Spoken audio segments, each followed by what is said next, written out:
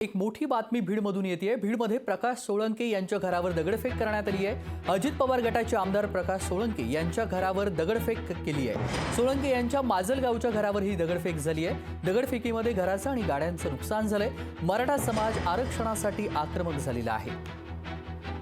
तर बीडमध्ये प्रकाश सोळंके यांच्या घरावर ही दगडफेक झाली आहे। अजित पवार गटाचे आमदार सोळंके यांच्या घरावर दगडफेक झाली आहे। सोळंके यांच्या माजलगावच्या घरावर दगडफेक करण्यात आली आहे। दगडफेकीमध्ये घराचं आणि गाड्यांचं मोठ्या प्रमाणामध्ये नुकसान झालंय।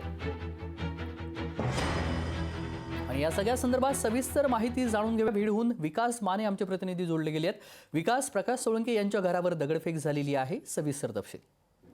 नक्कीच तेजस, आपण पाहतो आहोत की बीड जिल्ह्यामध्ये सध्या आरक्षणाचा प्रश्न किती मोठा पेटलेला आहे। कारण की आज माजलगाव आणि वडवणी तालुका हे दोन्ही तालुके बंद ठेवण्यात आलेले आहेत आणि अशाच स्वरूपामध्ये सध्या माजलगावमधील राष्ट्रवादी काँग्रेसचे आमदार प्रकाश सोळंके यांच्या घरावरती ही दगडफेक जी आहे ती करण्यात आलेली आहे। आणि याच ठिकाणी सध्या मराठा आंदोलक जे आहेत ते देखील मोठ्या प्रमाणामध्ये सहभागी झालेले आहेत। त्यांच्या बंगल्याच्या बाहेर ही जोरदार घोषणाबाजी देखील करण्यात येते आहे आणि याच अनुषंगाने इथे पोलीस प्रशासन देखील दाखल झालेलं आहे। सध्या वडवणी आणि माजलगाव या दोन्ही तालुक्यांमध्ये पोलिसांचा चोख बंदोबस्त जो आहे तो लावण्यात आलेला आहे। एकंदरीतच कालच सकल मराठा समाजाच्या वतीनं ही बंदची हाक जी आहे ती देण्यात आली होती आणि सगळी आस्थापना बंद ठेवण्याचे जे काही आव्हान आहे ते करण्यात आलं होतं। मात्र अशा परिस्थितीमध्ये सध्या अद्याप तरी प्रकाश सोळंके जे आहेत त्यांनी आपली भूमिका मराठा आरक्षणाबाबतची स्पष्ट केली नव्हती। त्यांनी आपली भूमिका स्पष्ट करावी अशी मागणी जी आहे ती सध्या मराठा समाजांकडून वारंवार केली जाते आहे।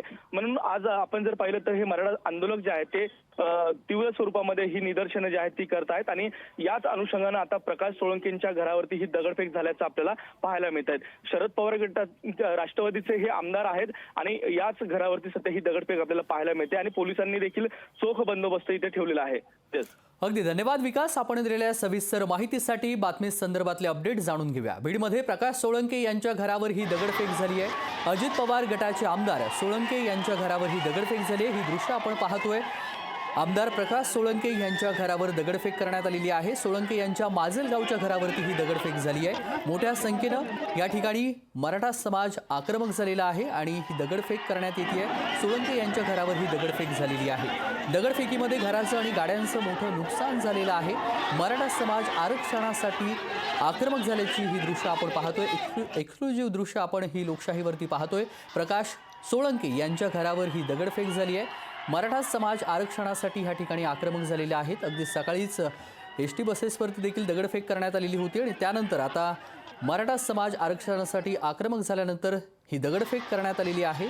प्रकाश सोळंके यांच्या घरावर ही दगडफेक केलेली आहे आणि दगडफेकीमध्ये घरांचं आणि गाड्यांचं मोठ्या प्रमाणामध्ये नुकसान झालेलं आहे। अजित पवार गटाचे आमदार सोळंके यांच्या घरावर ही दगडफेक झाली आहे। सोळंके यांच्या माजलगावच्या घरावर ही दगडफेक झाली आहे। दगडफेकीमध्ये घराचं आणि गाड्यांचं देखील मोठ्या प्रमाणामध्ये नुकसान झालेलं आहे।